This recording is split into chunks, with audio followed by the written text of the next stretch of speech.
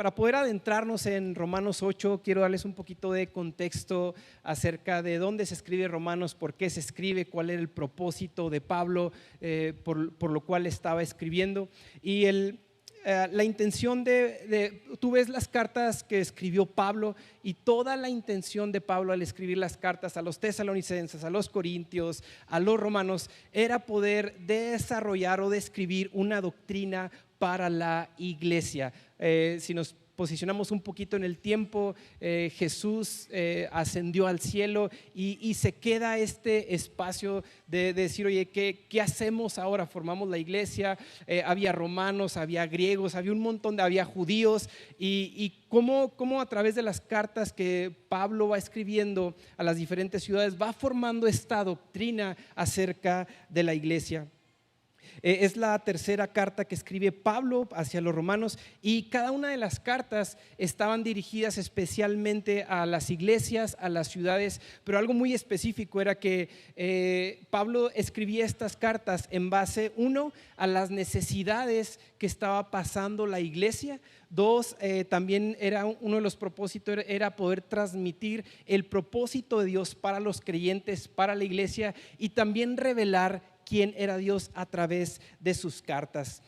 Si tú lees, bueno, algunas Biblias lo traen, pero como podemos identificar, el libro de Romanos es como el evangelio de Dios. Esta carta hacia los romanos es una de las cartas con la exposición más completas sobre las verdades del cristianismo, en donde Pablo buscaba exponer la gracia para los creyentes, que los creyentes pudieran conocer la gracia de Dios.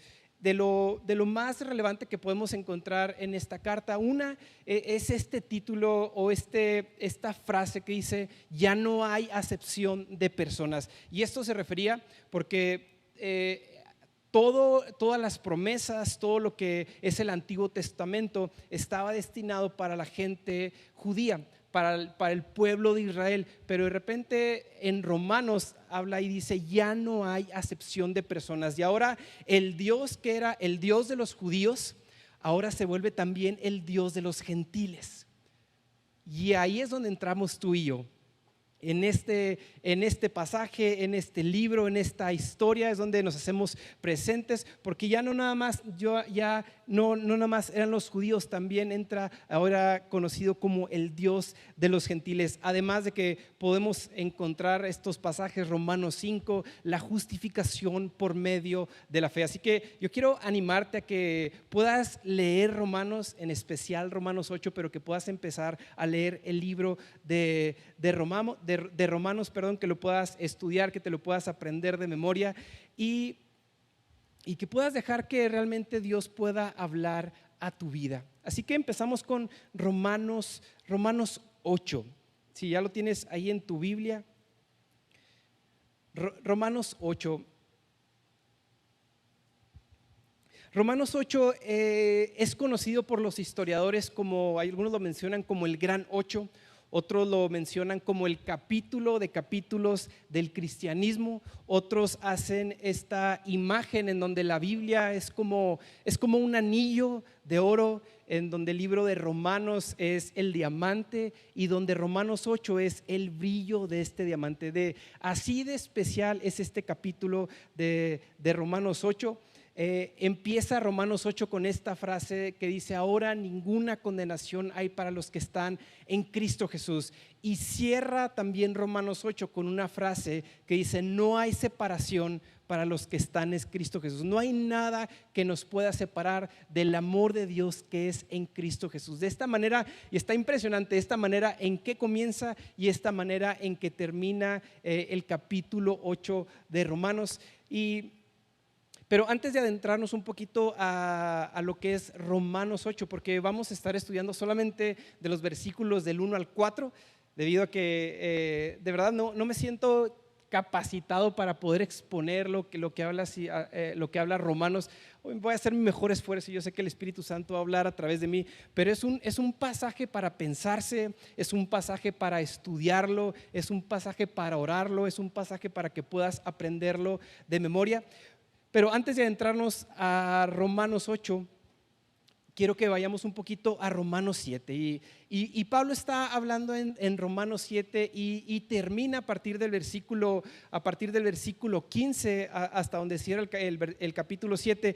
Para mí, de una manera frustrante, de una manera donde dices tú, y quiero leérselos. Es Romanos 7, 15.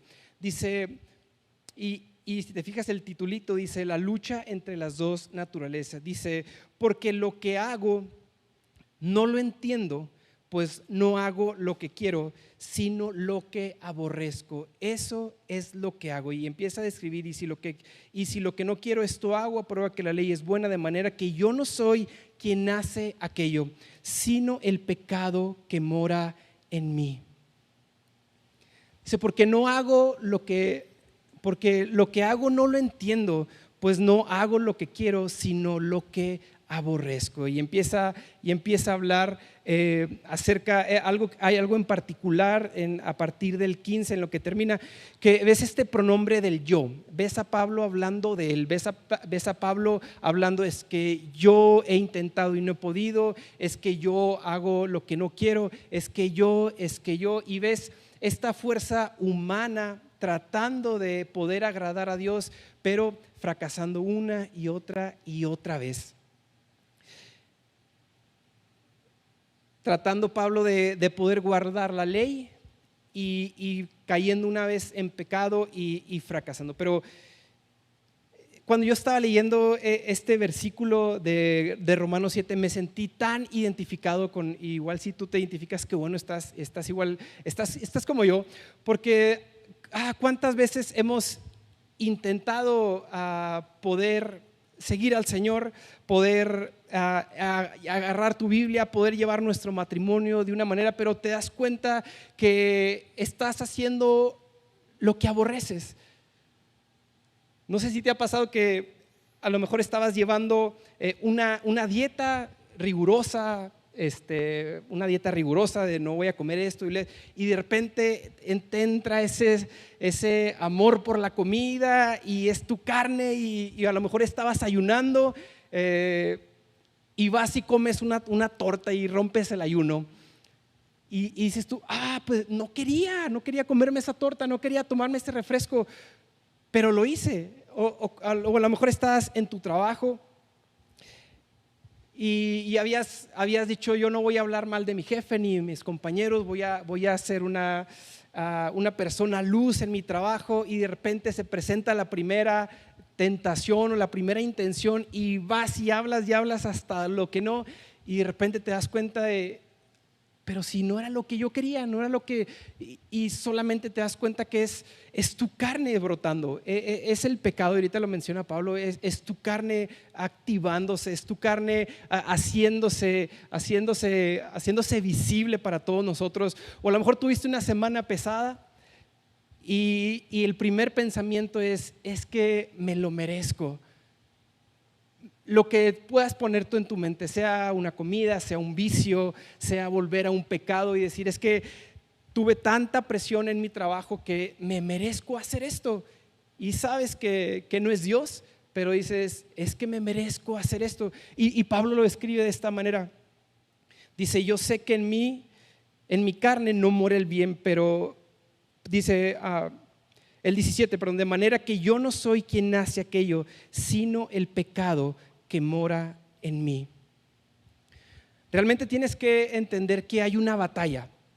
Hay una batalla entre dos naturalezas. Hay una batalla entre tu naturaleza carnal, entre todos tus deseos pecaminosos, entre todos tus deseos que tienes, y hay una batalla de tu naturaleza espiritual, en donde tu carne está tratando de empujar por todos tus deseos, por todos tus anhelos, pero tu mente está diciendo, es que yo realmente quiero seguir al Señor, yo realmente quiero leer mi Biblia, yo realmente quiero perdonar a esta persona, yo realmente quiero hacer esto. Y está esta batalla entre mi carne, entre mi espíritu queriendo hacer las cosas. Y aquí es donde entra Romanos 8 y dice, yo quiero que cierres tus ojos, cierra tus ojos y escucha esto de parte de Dios. Ahora pues, ninguna condenación hay para los que están en Cristo Jesús, los que no andan conforme a la carne, sino conforme al Espíritu. Antes de que los abras, quiero que lo vuelvas a escuchar de nuevo y lo tomes de una manera personal. Y dice: ahora pues ninguna condena hay para los que están en Cristo Jesús, los que no andan conforme a la carne, sino conforme al Espíritu. Esto es lo que la Biblia habla para ti y para mí. Y este es uno de los pasajes que deben volverse un fundamento a la hora en que tú estás en esta lucha de naturaleza, del pecado y de mi carne. Debe volverse un pasaje fundamental. No hay ninguna condena en nuestra contra. Y cuando estaba orando, pensando, realmente la condenación tiene algo de cierto. Cuando viene condenación a tu vida, dices tú: ay, no es cierto. Ponte a pensar, ¿en qué momento te has sentido condenado? ¿Tenía razón la condenación? Sí. La realidad es que la condenación que viene a nuestras vidas es algo real. No la armamos para seguir al Señor en nuestras fuerzas. Yo siendo Francisco, siendo un profesionista, yo no la armo para seguir al Señor. Yo no puedo venir y cumplir la ley de todos los mandamientos sin equivocarme. Nosotros no podemos, y viene esta condenación a nuestras vidas. Pero no está hablando de falla, no está hablando que no falles, no está hablando de que no hay pecado, no está hablando de que no hay errores, pero sí dice: nada te condena. No hay ni siquiera una parte de condenación para los que están en Cristo Jesús. Déjame te lo digo personal, para ti nadie te está condenando el día de hoy. Y yo sé que es algo que recíbelo, créelo, piénsalo. Yo sé que estás pensando en todo el pecado, estás pensando en cómo te has portado, estás pensando en las diferentes maneras en que has caído, pero nadie te condena. No hay condenación para ti. Cuando estaba estudiando esta parte, sentí cómo Pablo se metió en esta lucha interna de las dos naturalezas. Y básicamente está bien, déjate de cosas. Sí hay una batalla interna, sí hay una batalla entre lo espiritual y mi carne, sí la hay, y la vamos a seguir teniendo, pero la realidad es que no hay condenación. Tú estás en Cristo y no le perteneces ni al pecado. Tu vida no le pertenece a los impulsos pecaminosos, tu vida no le pertenece a la condenación. ¿Por qué? Porque no hay condenación para los que están en Cristo Jesús. Ahora, cuando estaba estudiando esto me saltó esta pregunta: ¿qué es estar en Cristo? Porque habla, ¿verdad que no dice? A los que van a gracia y verdad a la reunión de las 11, para ellos no hay ninguna condenación. Para los que leen todos los días la Biblia, para ellos no hay condenación. Dice: para los que están en Cristo. Es un poco complicado definirlo, pero escribí esto. Estar en Cristo significa que tú has creído que Jesús murió y resucitó por ti, que tu vida, tus deseos, tus acciones le pertenecen a Él, que ahora eres un hijo y por lo tanto eres un heredero de sus promesas, que estás bajo el gobierno de Jesús y no bajo tus propios deseos, que Él compró tu vida con su sangre, que tu deuda está pagada y que nada tiene que ver con tus acciones, con las cosas que puedes hacer o dejar de hacer. Estar en Cristo depende del sacrificio que Jesús hizo por ti en la cruz y por mí. No depende de lo que puedes estar. No es como que voy a la Biblia, ahora voy a la iglesia el domingo y ahora estoy en Cristo, dejo de ir, ahora ya no estoy en Cristo. No, es un estado, si lo puedo nombrar de esta manera, en donde en el momento en que tú crees en Cristo, tú eres un hijo de Dios.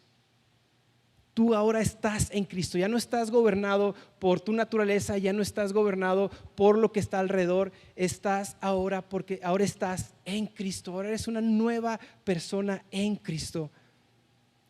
Y esto es lo que define tu vida, que tú estás en Cristo, que tú has creído en Él. Sí, hay un montón de cosas que estás batallando, sí hay un montón que hay que corregir, pero ahora estás en Cristo, tú has creído en Él, tú has dejado que su gobierno pueda venir a tu vida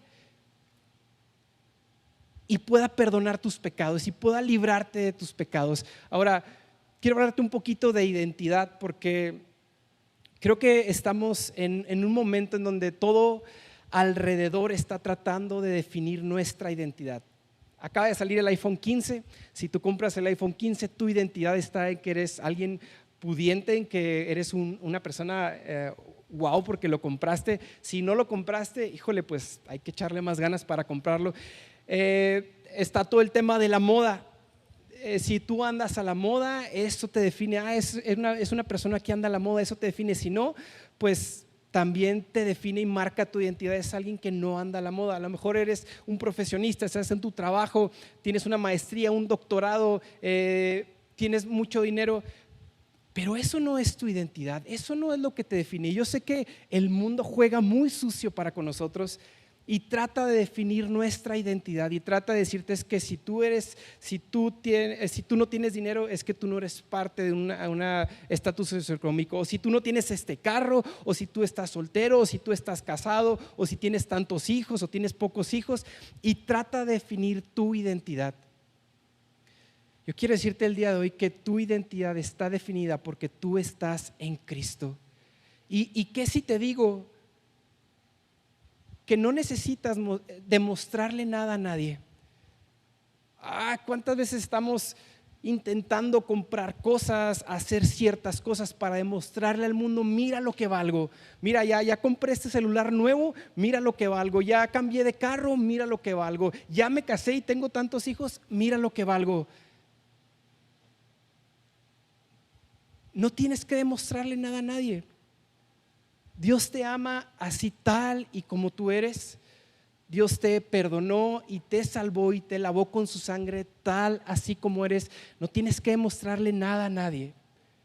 No tienes que dejar a la deriva tu identidad y definirla en base a lo que va a este mundo. Tu identidad está definida porque tú ahora estás en Cristo. Y ahora ninguna condenación hay para los que están en Cristo Jesús. Estamos empezando, todavía ni siquiera me brinco al 2. Ahora pues ninguna condenación hay para los que están en Cristo Jesús. La siguiente parte dice, los que no andan conforme a la carne, sino conforme al Espíritu. Cuando lo leí, en cuanto leo los que no andan conforme a la carne, sino conforme al Espíritu, en ese momento dije, esto no aplica para mí. ¿Por qué? Porque el día de ayer hice esto y esto.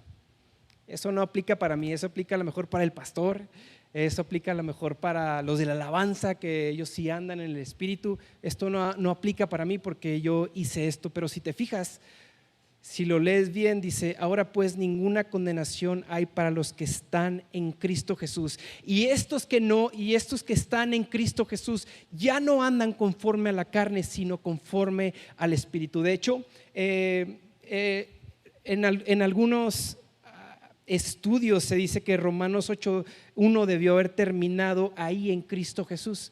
Todo lo demás, si se fijan, es una copia del versículo 4. El versículo 4 habla, y ahorita lo vamos a estudiar, habla exactamente lo mismo, que es la segunda parte del versículo 1. Y como que, y comentan esto, como que alguien lo puso como una anotación, pero uno de los escritores vio que era parte del mismo versículo y lo puso. Y realmente no es que estén separados uno del otro, sino que hay una relación. Hay una relación en que si tú estás en Cristo, tú andas en el Espíritu. Tu destino no es andar conforme a la carne, ni conforme a los deseos engañosos. Tu destino de estar en Cristo es que andas, el resultado de estar en Cristo es que ahora tú andas en el Espíritu.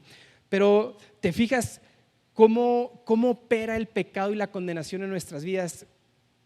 En la manera, en el momento en que tú pecas, en el momento en que te sientes como que no la armas, viene este pensamiento y esta condenación a tu vida, decirte, es que no eres suficiente. Es que no eres suficiente. no eres suficiente, y de repente cosas como dejar de venir a la iglesia, como dejar de servir porque no somos suficientes. ¿Quién te dice que no eres suficiente? Porque Jesús dice otra cosa. ¿Quién te dice que no eres suficiente? Tú eres sumamente importante para el Dios que te creó. Tú eres una persona especial, tu familia es especial para Dios. Dios se preocupa por ti. Toda esta mentira de que no eres suficiente es una mentira del vil demonio y de tu carne. Pero yo quiero decirte que el día de hoy eres suficiente y que no tienes que demostrarle nada a nadie. Tú estás en Cristo Jesús.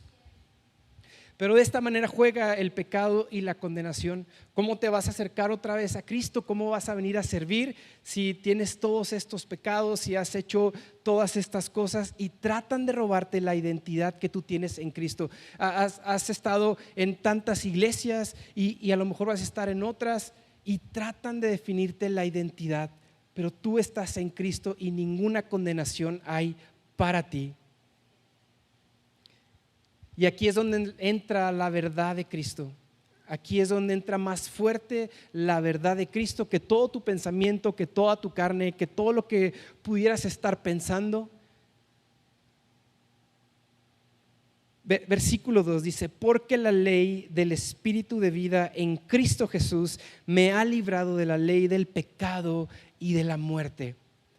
La ley del Espíritu de vida en Cristo Jesús me ha librado de la ley del pecado y de la muerte. Y aquí hay algo interesante, porque la palabra ley, un poquito arriba, se está refiriendo a la ley de Moisés, se está refiriendo a todos aquellos mandamientos que hemos sido incapaces de poder cumplir. Pero en este pasaje y durante todo el pasaje de Romanos, esta ley del Espíritu no se refiere a una ley donde estamos cumpliendo ciertas cosas. Se refiere más que nada y pudiéramos cambiar la palabra ley por poder. Porque el poder del Espíritu de vida es como si fuera la ley de la gravedad. La ley de la gravedad no tiene una serie de mandamientos que tienes que cumplir y que tienes que hacer. La ley de la gravedad es que si yo doy aquí el brinco voy a caer y no me voy a quedar flotando. De la misma manera dice: porque la ley del Espíritu o el poder del Espíritu de vida en Cristo Jesús te ha librado, me ha librado de la ley del pecado y de la muerte. El único propósito dentro de los propósitos de la ley de Moisés o de los mandamientos es poder apuntar hacia nuestros errores. Es decirte: hey, mira, no la estás armando. Mira cuánto has fracasado. Mira todo esto que estás haciendo. Ese es el propósito de la ley. La ley vino, pero la ley no pudo salvarnos. Y por eso entra el versículo 3, que dice: porque lo que era imposible para la ley, lo que era imposible para la ley, lo que era imposible para los mandamientos de Moisés, lo que era imposible para toda esta ley que dio Dios hacia la humanidad, lo que era imposible. Y lo voy a leer de esta otra traducción, que es la Nueva Traducción Viviente, está un poquito más entendible.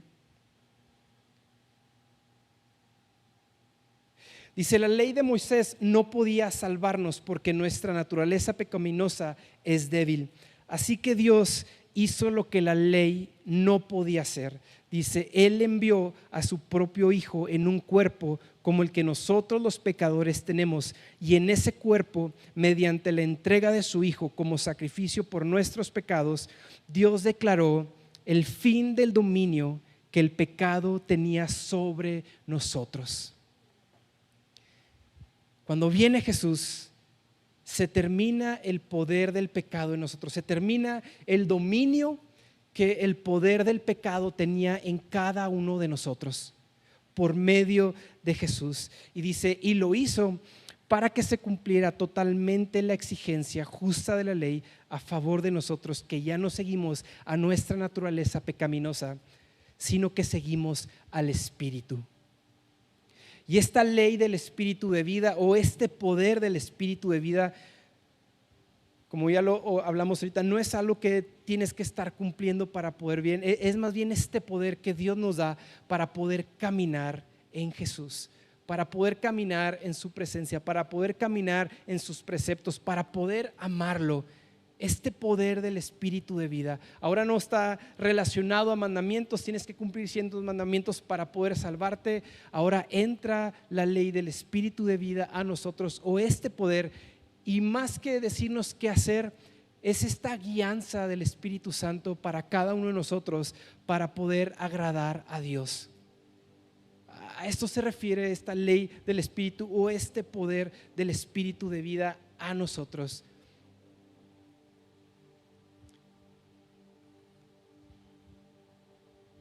Quisiera poder seguir hablando acerca de Romanos, pero el día de hoy vamos a estudiar hasta el versículo 4 y creo que lo traté de resumir lo que más pude. Pero yo sé que el Señor quiere hacer una obra en medio de nosotros y no sé cuántos de aquí te sientes atado a ciertos pecados, a ciertos impulsos de tu carne, a ciertas cosas que a lo mejor lo llamas, es que con esto voy a seguir caminando toda mi vida, es que no he podido vencer este pecado, es que no he podido vencer esta cosa, es que no he podido perdonar a esta persona, es que no he podido dejar de ver esto que sé que es incorrecto, pero no he podido hacerlo, es que he tratado de leer todos los días mi Biblia y hay algo que no me deja, he tratado de ser buen cristiano y no lo he logrado. Y sé que el Espíritu Santo quiere hacer una obra en nosotros y uno comienza exponiéndose delante de Dios. Uno comienza exponiendo su vida delante de Dios y diciendo: Señor, no he podido vencer esto. No he podido vencer este pecado, no he podido perdonar a esta persona, no he podido, aún dice la Escritura que hay enfermedades que vienen de pecados pasados, pero la realidad es que Dios vino para hacernos libres del pecado, libres totalmente, no una libertad a medias, no una libertad que un día sí y un día no, una libertad completa por medio de su Espíritu. A lo mejor has estado tratando de agradar a gente, tratando de agradar a personas, date cuenta, no tienes que agradar a nadie con nada. Dios te ama tal y como eres, con tus defectos, con tus personalidades. Dios te ama tal y como eres. No sigas tratando de definir tu vida o tu identidad en base a lo que tienes o a lo que no tienes. Define tu vida en Cristo. Define tu vida en base a lo que Jesús hizo por ti en la cruz y párate en ese lugar donde es que yo estoy en Cristo. Sí hay esto que tengo que cambiar, sí hay esto que tengo que mejorar, pero estás en Cristo Jesús. Yo estoy en Cristo. Yo quiero que lo digas: yo estoy en Cristo. Y si tú no has creído en Cristo, ahorita quiero dar una oportunidad para hacerlo. Pero todos nosotros, si tú has creído en Cristo, ahora esta es tu realidad. Ahora ya no andas conforme a los pecados o al deseo pecaminoso de tu carne. Ahora te paras en esta vida del Espíritu, en este poder del Espíritu. ¿Para qué? Para caminar lo que Dios nos ha dado, lo que Dios nos ha mandado, lo que Dios nos ha puesto por delante.